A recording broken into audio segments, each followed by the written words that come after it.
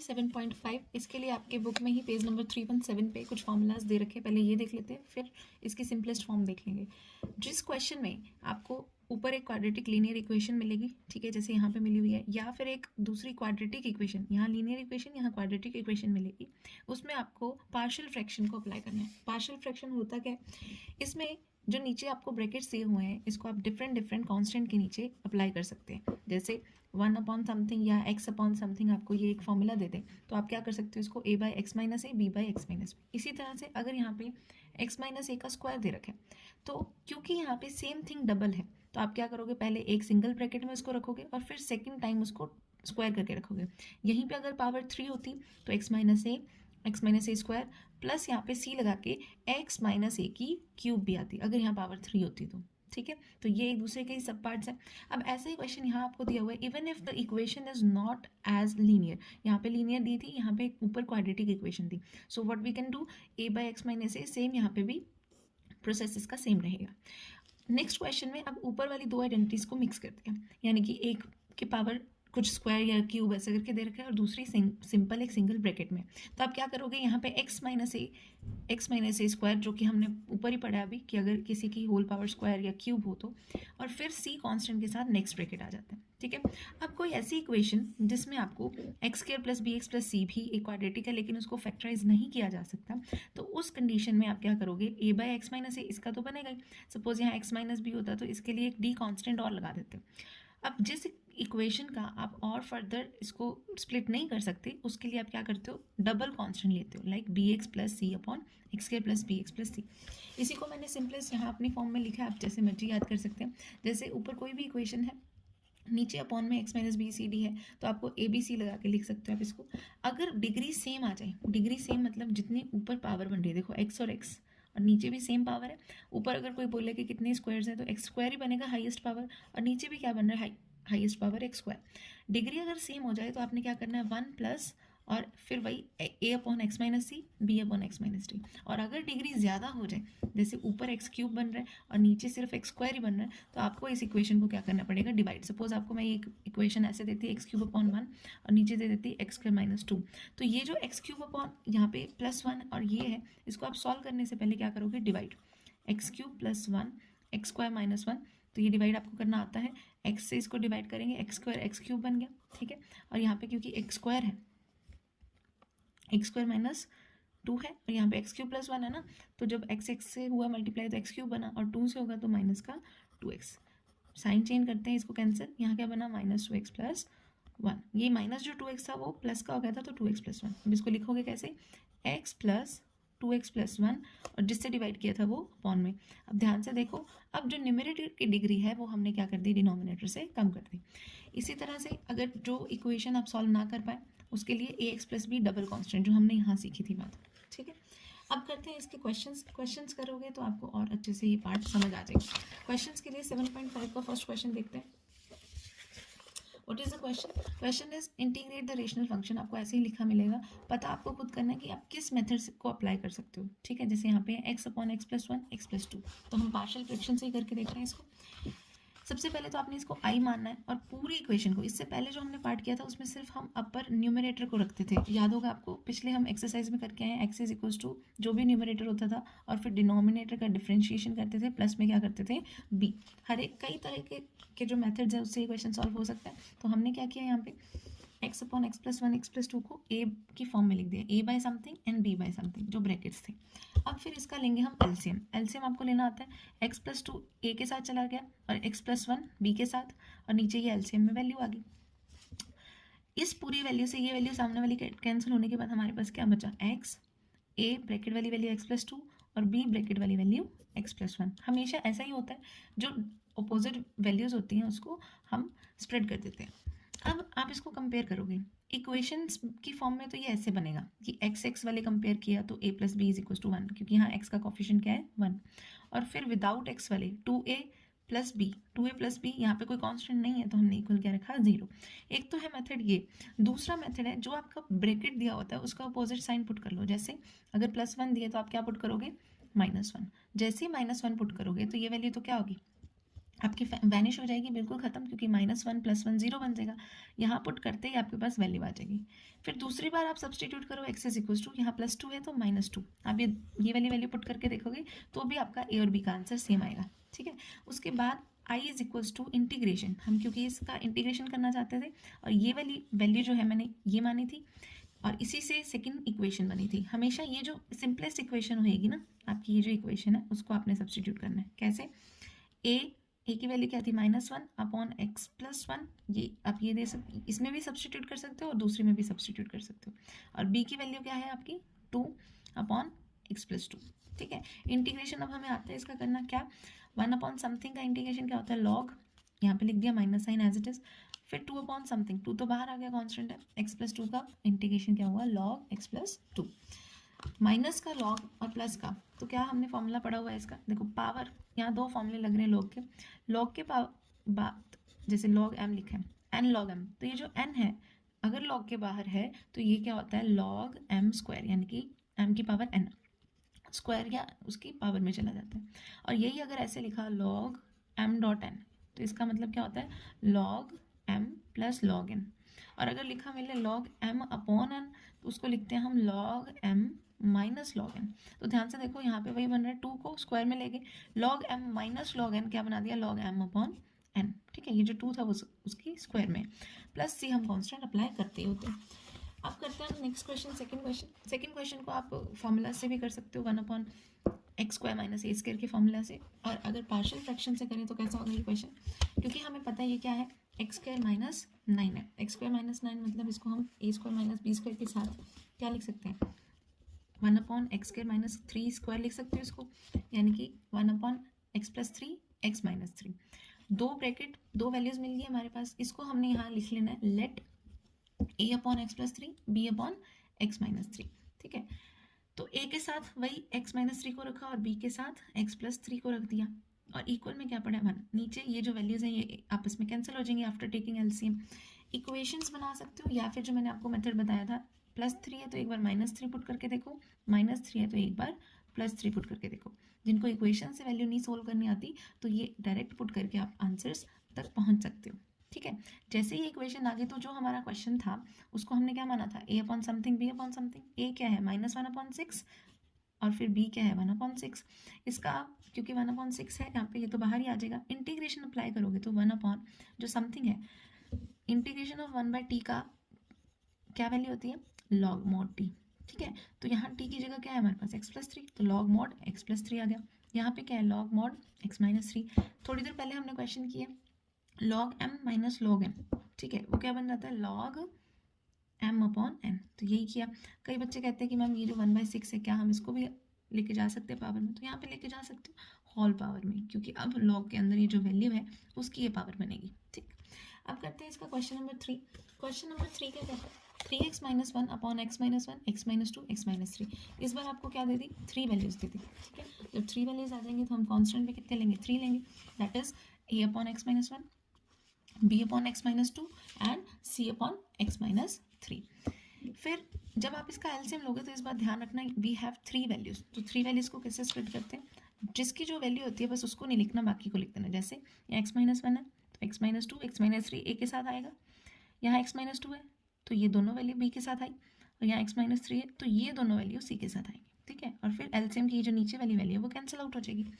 अब है 3x - 1, तो 3x - 1 a x - 2 है ना आपके पास, x - 3, इसको आप कंपेयर भी कर सकते हो, या फिर मैंने कहा था आप इसमें सब्सटीट्यूट कर सकते हो। क्या सब्सटीट्यूट करोगे? x = 2 पुट करके देखो। 2 पुट करोगे तो ये a की वैल्यू 0 होगी और यहाँ c 0 हो गया तो b का आंसर आ जाएगा। फिर x = 3 पुट करके देख लेना, क्यों? यहाँ -3 था तो +3 पुट कर दिया। फिर x = 1 पुट करके देखना, तीनों वैल्यू पुट करते ही आपको a b c मिल जाएंगे। या फिर आप कंपेरिजन कर सकते हो, x² बनेगा उसका कॉफिशिएंट 0, फिर x के सारे कॉफिशिएंट्स और फिर कॉन्स्टेंट सारे। ठीक है, अब बस a b c की वैल्यू को इस इक्वेशन में रखना है और इंटीग्रेशन करना है। ये भी क्योंकि 1/, है तो log mod and log mod बन गया। उसके बाद है fourth question, that is x/x - 1 x - 2 x - 3। Same kind of question है ये, तो जल्दी से इसको देख लेते हैं। इसमें भी a b c लेट होगा और अपॉन में वैल्यूज। जैसे ही आप इसका एलसीएम लोगे तो a के साथ x minus two x minus three, B के साथ x minus one x minus three और सी के साथ x minus one x minus to.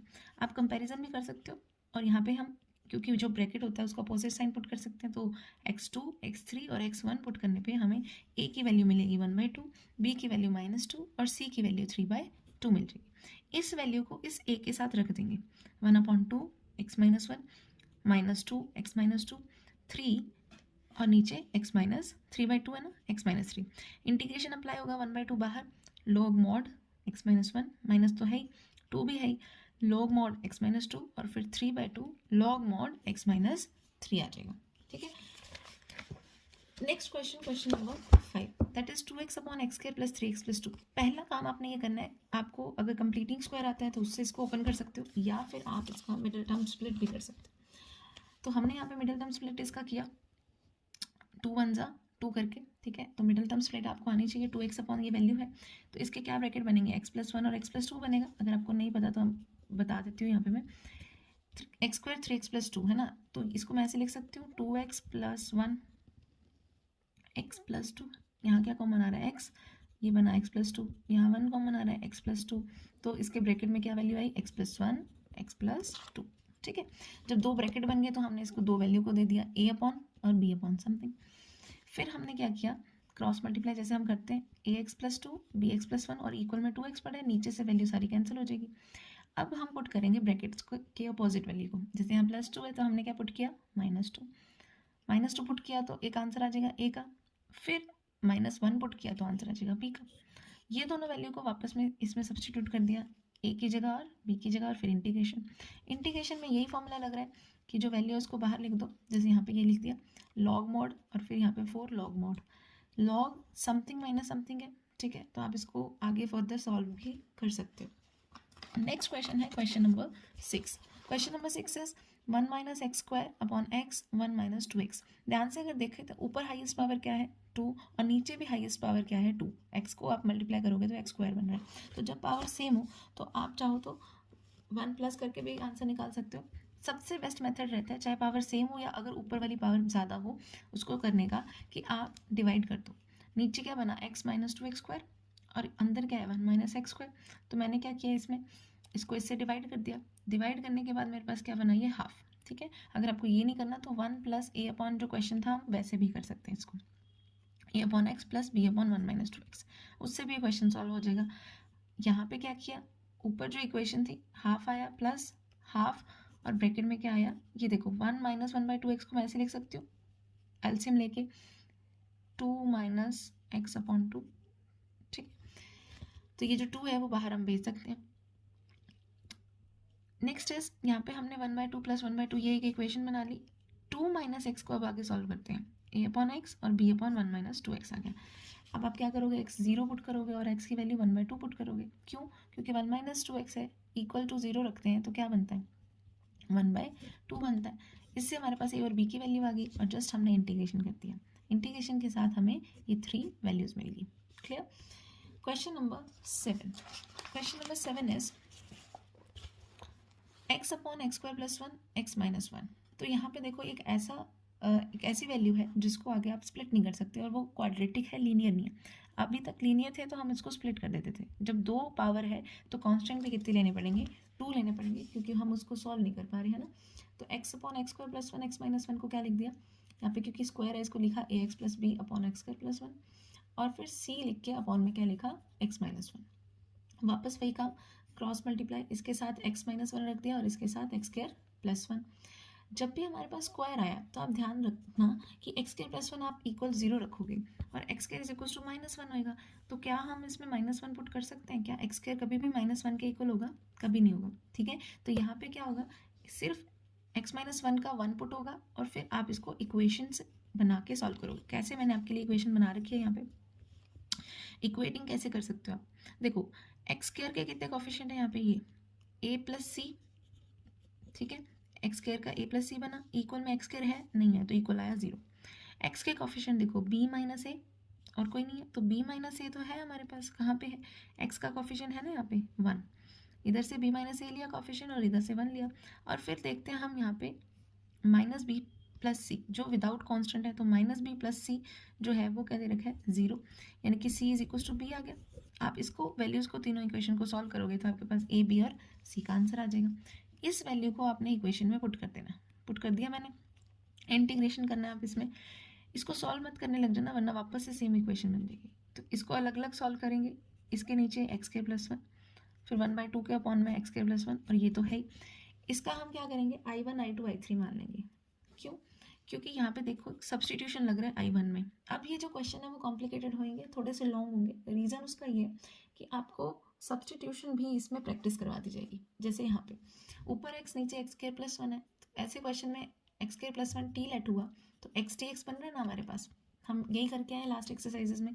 तो बस इसको पुट किया और I1 का इंटीग्रेशन आ गया। इसी तरह से I2 देखो 1/x²+1, तो ये तो किसका इंटीग्रेशन होता है tan इनवर्स का, और ऐसे ही 1/x-1 तो लॉग में 1/समथिंग लॉग मॉड समथिंग। तीनों चीज़ें आपने देख ली अच्छे से।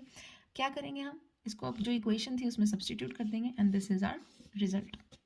ठीक है, नेक्स्ट क्वेश्चन जो है that is question number 8, x/x-1 का स्क्वायर अपॉन x+2। तो ये भी हमने देखा था, जब स्क्वायर आ जाए तो क्या करना होता है। स्क्वायर को सॉल्व करने का तरीका है कि आप दो ब्रैकेट ले लो उसकी जगह, जैसे x/x-1 स्क्वायर x+2, तो a/x-1। अब देखो क्योंकि स्क्वायर था तो b आया यहाँ पे। अगर यहाँ पे क्यूब होता तो क्यूब के लिए एक और कांस्टेंट आता है, ठीक है, और दूसरे ब्रैकेट के लिए एक और कांस्टेंट, जैसे कि यहाँ लगाया। सबसे पहले क्या करेंगे, हम बेस को पहुँचाएंगे। अब देखो ध्यान देना कि आपके पास x-1 का, अगर इसका एलसीएम लोगे तो x-1 का स्क्वायर आएगा, क्यूब नहीं आएगा, ठीक है। तो स्क्वायर आएगा तो इसके पास तो x-1 नहीं है, तो एक x-1 इसको भी दिया और x+2 तो आना ही है। अब देखो x-1 का स्क्वायर तो है इसके पास, इसको सिर्फ क्या चाहिए x+2, इसके पास x+2 है, क्या चाहिए x-1 का स्क्वायर। क्लियर। अब क्या करेंगे, सब्सटीट्यूट करेंगे x1 - 2, और फिर इक्वेशन अगर बनाने की ज़रूरत पड़ी, इक्वेटिंग मतलब कंपैरिजन करने की ज़रूरत पड़ी तो हम कंपेयर करेंगे। तो कंपेयर करने के लिए इक्वेशन क्या बनेगी, कोफिशिएंट किसके कंपेयर होंगे, क्यूब के, स्क्वायर के, और सिंगल एक्स के, और कांस्टेंट के।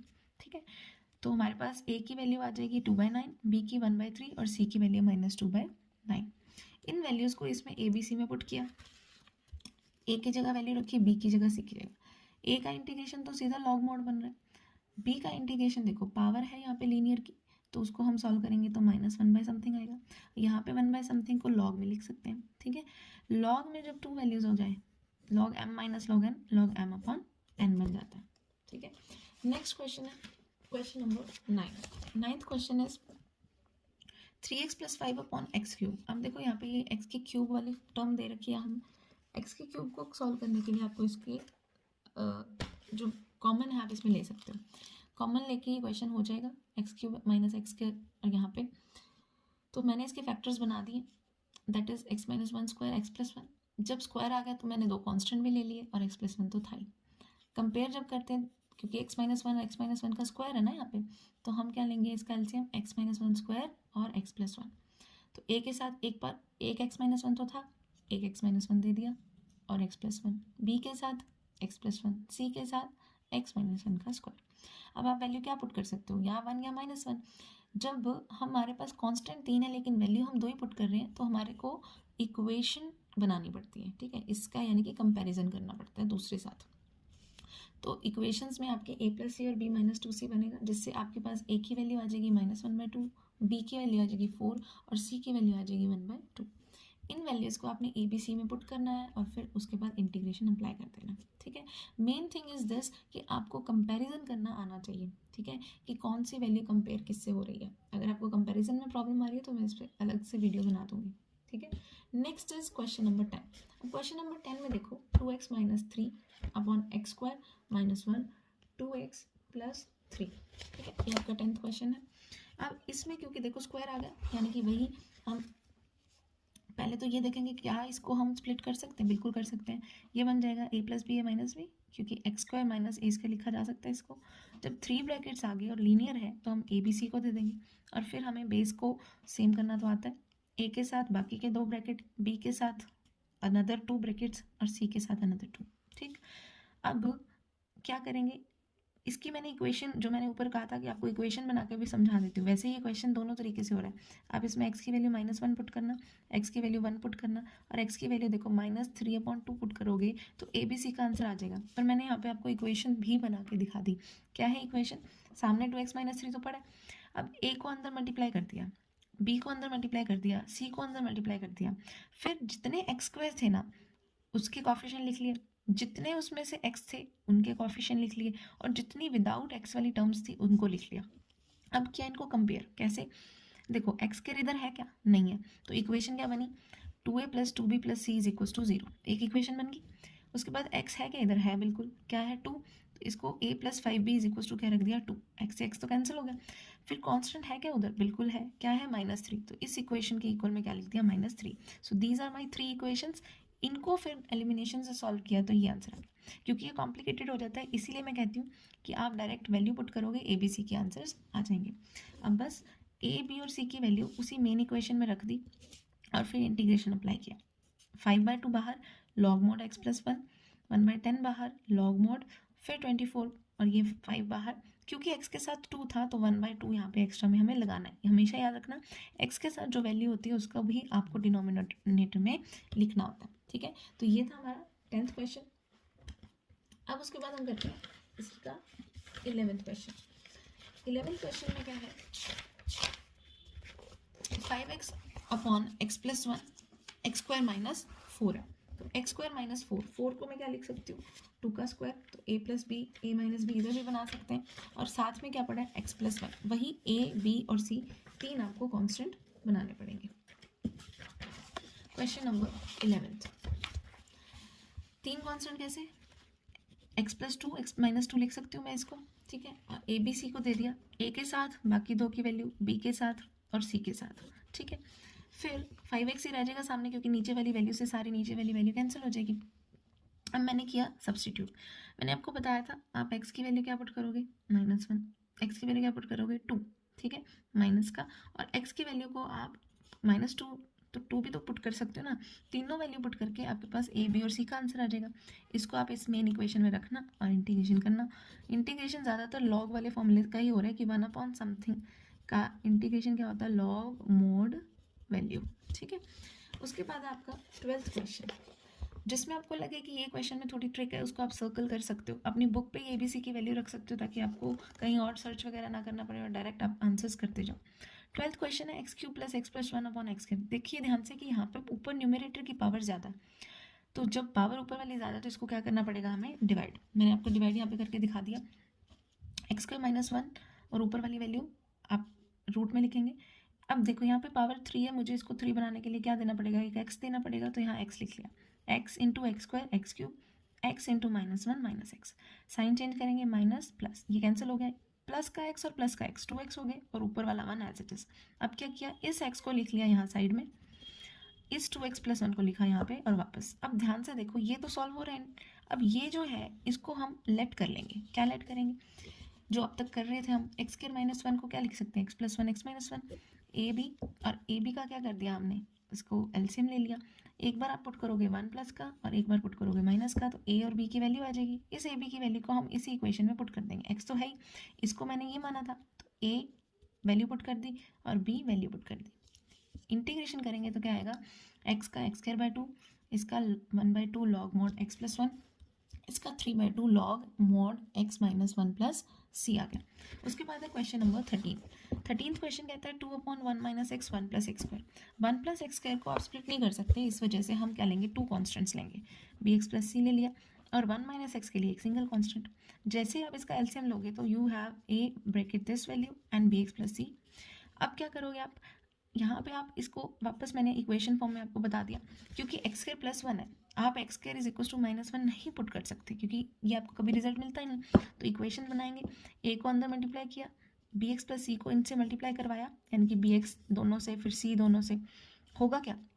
इतनी बड़ी एक इक्वेशन बन जाएगी। अब देखो इसमें x² वाले कौन है? a - b, पर सामने नहीं है तो 0। फिर x वाले कौन है? b - c, पर सामने x नहीं है तो 0। फिर कांस्टेंट देखा a + c, लेकिन सामने कांस्टेंट है तो 2। इसको एलिमिनेशन से सॉल्व करोगे तो a b c की वैल्यू आई 1 1 1, और इसको यहाँ पे हमने पुट कर दिया 1/1 - x x + 1 अब इंटीग्रेशन, इंटीग्रेशन कैसे हुआ, इसका इंटीग्रेशन, इसको हमने क्या कर दिया, स्प्लिट कर दिया, यानी कि 1+x² को x के नीचे भी लिख दिया, 1+x² को 1 के नीचे भी।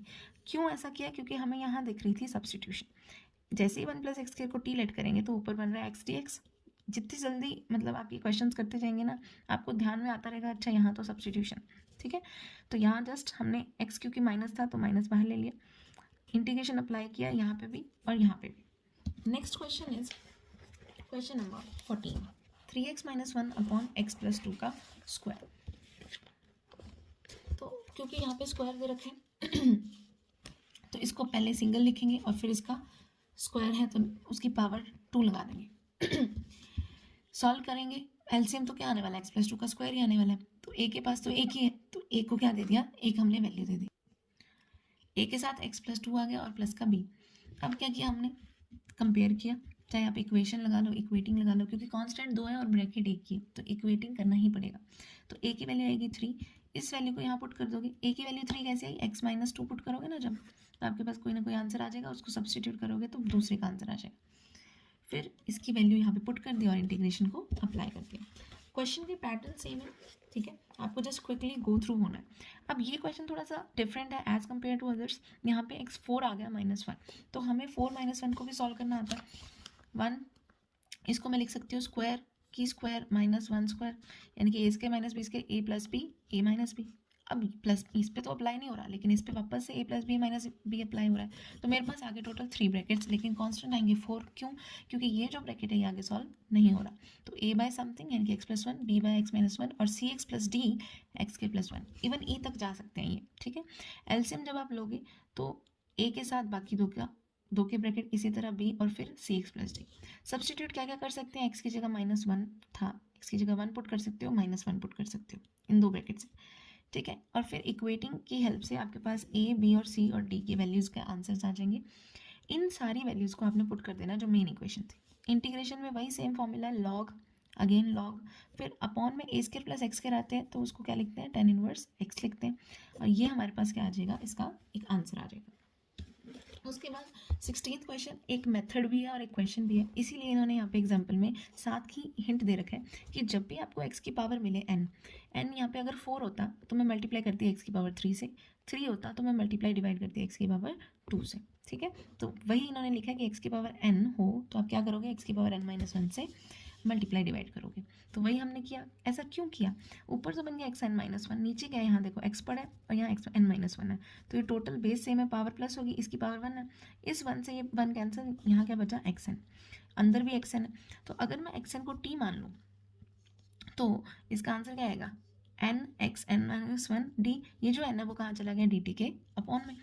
तो xn - 1 dx की जगह मैंने लिख दिया dt/n, xn था t और यहाँ पर पड़ा है t+1। जब भी हमारे पास 2 वैल्यू ब्रैकेट में आ जाती है, n तो कांस्टेंट है, तो हम उसको क्या करते हैं, a बाय वैल्यू वो ब्रैकेट और b बाय वैल्यू, यही करते आ रहे हैं हम। इक्वल में क्या है 1, एलसीएम लेंगे और फिर बाय कंपैरिजन या फिर सब्सटीट्यूट 0 and 1। 0 क्यों, क्योंकि इसके साथ t+0 होगा ना, तो 0। हमारे पास a और b की वैल्यू आई, इसको हमने यहाँ पुट कर दिया और फिर क्या कर दिया, इंटीग्रेशन जो अब तक हम कर रहे थे। उसके बाद है next question, question number 17th question भी अच्छा है। इसमें स्टार्टिंग में ही क्या इन्होंने हिंट दे दिया, that put x = sin x = t, ठीक है। तो हम लेट करते हैं sin x को t। क्यों t sin x को लेट किया, क्योंकि dx के पास उसका डिफरेंशिएशन पड़ा था, ठीक है। तो sin x t लेट करते ही ये वैल्यू आ गई और हमने इसको सब्सटीट्यूट कर दिया, अपॉन में बन गया 1 - t, यहाँ बन गया 2 - t। इसको तो हम क्या कर सकते हैं, पार्शियल फ्रैक्शन से सॉल्व कर सकते हैं, यही किया था हमने। यहाँ पे देखो 2 - t इसके पास, ये इसके पास, नीचे ये वैल्यू बन गई और यहाँ पे इस वैल्यू से ये वैल्यू कैंसिल हो जाती है, 1 a 2 - t। ये वाला जो स्टेप है ये हम डायरेक्ट लिख सकते हैं, ये लिखने की ज़रूरत नहीं होती। अब t की जगह 2 और t की जगह 1 पुट करेंगे तो आपके पास a और b के आंसर आ जाएंगे। इस a b की वैल्यू को आपने सब्सटीट्यूट करना है और फिर इंटीग्रेशन से आपके पास वैल्यू बन जाएगी। उसके बाद है क्वेश्चन नंबर 18 क्वेश्चन है। देखो डिग्री सेम है, मुझे कैसे पता लगा, ऊपर देखो x की हाईएस्ट पावर 4 बनेगी और नीचे भी हाईएस्ट पावर क्या बनेगी, 4। तो जब हाईएस्ट पावर सेम बनती है तो हम क्या करते हैं, हम डिवाइड करते हैं। अगर आप डिवाइड करोगे तो ठीक रहेगा, वरना आप 1 और समथिंग करके भी इसको सॉल्व कर सकते हो, जैसे मैंने यहाँ पे किया। डिवाइड भी आपको आना चाहिए, ठीक है। वैसे इसकी ट्रिक यही है कि 1 प्लस जो 2 ब्रैकेट है उसको अप्लाई कर दो, तो यहाँ पे ax + b आएगा, क्योंकि ये भी एक इक्वेशन है, क्वाड्रेटिक, और सी एक्स प्लस डी क्योंकि ये बी की इक्वेशन है।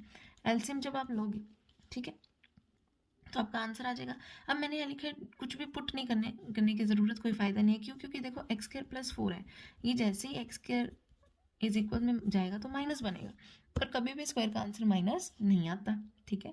तो करके हमने क्या किया, यहाँ पे सीधा ही कंपेयर किया, अंदर मल्टीप्लाई करके इक्वेशंस को कंपेयर करके हमारे पास आंसर आया ए का 0, बी का -2, सी का 0, डी का 6, ठीक है। अब क्या करेंगे हम, ये जो वैल्यू है इसको यहाँ सब्सटीट्यूट किया, जो ऊपर हमने माना था 1 तो 1 ही है, और इसकी जगह हम क्या लिख सकते हैं, a x plus B upon और सी एक्स प्लस डी। तो ये हमारी इक्वेशन का इंटीग्रेशन क्या आएगा, 1 का इंटीग्रेशन एक्स, 2/x² + 3 था, ठीक है। तो ये क्या बन गया, 3 को मैं √3 का स्क्वायर लिख सकती हूँ, तो x² + a² क्या होता है, tan इनवर्स होता है। क्योंकि x के अपॉन में √3 है तो वो बाहर भी आएगा, ठीक है। फिर है -3 tan इनवर्स, और यहाँ पे भी वही 2 का स्क्वायर बन रहा है, तो x/2 आ गया। क्लियर? नेक्स्ट इज, अब आप बोलेंगे कि मैम ये 2 कहाँ गया, अरे यहाँ पे 6 था ना, तो 6/2 किया तो आंसर क्या आया, 3 आ गया। अगला क्वेश्चन क्या है, 19th question, that is 2x upon x² + 1 x² + 3। देखो दो इक्वेशन है तो इसमें भी ax bx लगेगा, तो लगवा देते हैं जी। यहाँ पे इन्होंने क्या किया, x² को और x² को, आपके पास दोनों मेथड है, आप दोनों अप्लाई कर सकते हो, ज़रूरत जो आपको लगे वैसा आप कीजिए, ठीक है। इसमें इन्होंने क्या किया, सब्सटीट्यूशन पहले अप्लाई कर दिया, पर आप विदाउट इसके भी डायरेक्ट जो करते आ रहे हैं ax + b cx + d वो कर सकते हैं। तो जैसे हम इसको सब्सटीट्यूट करेंगे तो ऊपर हमारे पास क्या था, इसका डिफरेंशिएशन अवेलेबल था, और जब डिफरेंशिएशन अवेलेबल होता है तो हम क्या करते हैं, सब्सटीट्यूट, तो वो हमने कर दिया। dt/t + 1 t + 3 a upon something b upon something, comparison किया, सेम मेथड हमने a और b की वैल्यू निकाल ली। इन वैल्यूज़ को पुट करते ही हमारे पास लॉग में आंसर आ गया। लॉग में आंसर t के साथ आ रहा था, पर हमें कैसा चाहिए लॉग में आंसर, हमें x में चाहिए, तो जो सब्सटीट्यूट किया था उसी को हमने यहाँ पे पुट कर दिया। अगला क्वेश्चन है क्वेश्चन नंबर 20, थोड़ा सा लेंथी क्वेश्चन है लेकिन सेम ही है, 1/x x4 - 1। अगर आप इसको टोटल ट्रिक से करते, मतलब वही ax bx तो e तक जाना पड़ता, लेकिन अगर आपने क्वेश्चन 16 देखा होगा तो उसकी ट्रिक इसमें अप्लाई हो रही। 16 कहता है क्वेश्चन कि जब ऐसा क्वेश्चन आ जाए तो उसकी एक लेस पावर से मल्टीप्लाई कर दो। क्यों? क्योंकि ये सब्सटीट्यूट हो जाएगा। देखो x³ को जैसे ही t लट किया तो ऊपर x³ dx पड़ा था, ठीक है। तो ये सब्सटीट्यूशन के बाद हमारे पास dt/t t - 1 आ रहा है। इस 1/t t - 1 को मैं a अपॉन ये लेट कर सकती हूँ, ऊपर तो 1 ही है ना, ये तो dt इंटीग्रेशन का है। अब a के साथ t - 1, b के साथ t को 0 और 1 पुट करते ही a की वैल्यूज आ जाएंगी, b की वैल्यू आ जाएगी, इसमें सब्सटीट्यूट कर देंगे वैल्यू को, इंटीग्रेशन अप्लाई करेंगे तो लॉग में बनेगा, and this is our result. Next question है 21st क्वेश्चन, अच्छा क्वेश्चन है ये भी। इसमें भी क्या किया, ax को क्या लेट कर लिया, t। ऐसा क्यों किया, आप पहले, इसने बोला ax को t लेट कर लो, फिर आंसर में क्या आता ex dx dt, लेकिन आप कहोगे मैम ऊपर तो dx के साथ ax है ही नहीं, तो देखो ex ही तो t लेट किया है तो यहाँ t आ गया, तो इसको मैं dt/t तो लिख सकती हूँ ना, कैसे, यहाँ देखो 1/ex - 1, क्लियर। तो ex आया t, ex dx dt आ गया, तो इस ex को मैं अगर dt के नीचे यहाँ भेज दूँ तो क्या बना, dt/ex। ex ही तो मैंने t माना था ना, तो dt/t लिख दिया, ये t - 1 तो इससे बन ही गया, और जब दो ब्रैकेट बन जाते हैं उसके बाद तो हमें आता है a upon something b upon something equal में 1 पड़ा है। t की वैल्यू 1 और 0 पुट करेंगे तो a और b का आंसर आ जाएगा, और जैसे ही a और b का आंसर आएगा तो हम क्या कर सकते हैं, इसको लॉग में कन्वर्ट कर सकते हैं, ठीक है। नेक्स्ट क्वेश्चन है क्वेश्चन नंबर 22 क्वेश्चन कहता है x अपॉन, अब ये क्वेश्चन तो हमने कितनी बार कर लिया, क्वेश्चन 1 जैसा है ये, ठीक है। और अगला क्वेश्चन भी है जो वो कितनी बारी हमने ट्राई कर लिया, तो दोनों क्वेश्चन देख लो। फर्स्ट क्वेश्चन में आपने x अपॉन x - 1 x - 2 किया, दो ब्रैकेट लिए, a x - 2 b x - 1 लगाया। x की वैल्यू जैसे ही 1 और 2 पुट करोगे तो a और b के आंसर आएंगे, आपने इसमें वैल्यू रखी और इसका इंटीग्रेशन कर दिया। सिमिलरली आपके पास इंटीग्रेशन 1/x x² + 1 dx पड़ा है, a अपॉन x किया, bx + c अपॉन समथिंग किया, क्योंकि ये इक्वेशन है तो करके हमने bx + c लगाया, ठीक है। x की वैल्यू 0 पुट कर सकते हो, या इक्वेटिंग करके इसका आंसर आ जाएगा a b c का, ठीक है। a1 है, c 0 है, b -1 है, इंटीग्रेशन अप्लाई करते ही आपका ऑप्शन ए जो है वो करेक्ट आंसर है इसमें, ठीक है। तो ये थी हमारी 7.5 की क्विक रिवीजन। उम्मीद करती हूँ कि आपको ये पूरा चैप्टर अच्छे से समझ आ जाएगा, बस आपको खुद प्रैक्टिस जरूर करके देखनी है। Thank you.